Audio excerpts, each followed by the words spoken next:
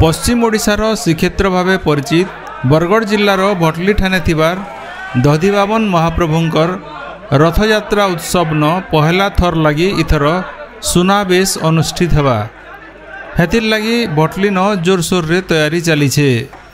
अक्षय तृतीया न दधिबाबन महाप्रभुंकर रथ तैयार काम ओल्है छे। रथ तैयार कामे 22 जन कारीगर लागिछन आर दिने 2 दिन भितरे रथ तैयार काम शेष हेबा। अंतर्जामी प्रधान मोर घरटा सुकुड़ा आगे आमे ई दधिबाबन महाप्रभुंकर नंदीघोष निर्माण करवा परंपरा हिसाब से आम तो बरस बेले न है आम बहुत छोट छोट बेले आम करते रोचु प्रभुंकर सेवक हिसाब से आम दधिबाबा आमको निर्देश देसन से हिसाब से आम काम करते रोचु। आम प्राय अक्षय तृतीया दिन आम प्रभुंकर मंदिर निके आसिक आम अख पूजा प्रथम अख पूजा करूँ। अख पूजा सरीगला तार अख पूजा बासी दिन आम श्री श्री दधिबाबन महाप्रभु नंदीघोष निर्माण करवार के आम कार्यक्रम लगी आसू और से दिन आम बढ़े माने आम 15टा बढ़े और 10 लोग आमको सहयोग करवार के आम 25 लोग आम सबक हिसाब से प्रभुंकर रथ निर्माण करते रोचु। और आम रथ उच्चता बोले आम रथ लंबा हो 24.5 फुट चौड़ा हो 20.5 फुट उच्चता आम 35 फुट धंडा मेसी कपिकेतन धंडा मेसी करी आम उच्चता हो 40 फुट। जेठ मासर पुनी दिन दधिबाबन पीठन अनुष्ठित होता देवस्नान पूर्णिमा तार उतारू महापुरु अणसर घरे अछन। महापुरु को वैद्य माने 5 मूल 10 मूल तैयार करी उपचार करुछन।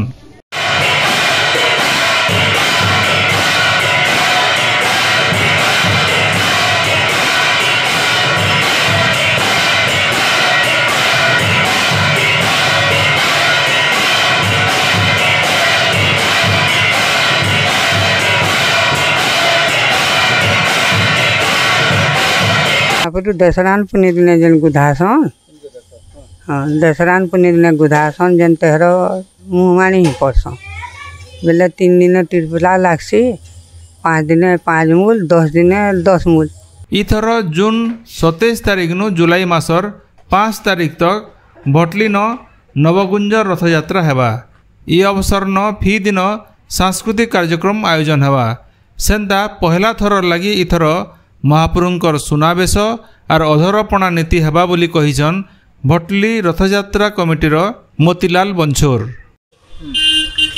चलित वर्ष एथर रथ उपरे सुनाबेश को स्थिर होइछि और लोक मानकर बहुत आग्रह रही एणु आम सुनाबेश और अधरपणा कार्यक्रम जोड़ा जाइए लगे आमर 10 दिन धरिक सांस्कृतिक कार्यक्रम हवा और धार्मिक प्रवचन व्यवस्था भी कराई।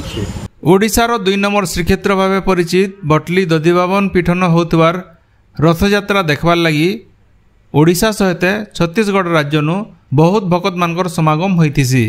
इठाने छोट छोट छुआ मानकु रथ छुआबार परंपरा रही। इथर रथयात्रा के शांति श्रृंखलाधीन करबार लगी प्रशासन तरफु सबु प्रकार प्रस्तुति होइछे। Bureau report गणदृष्टि।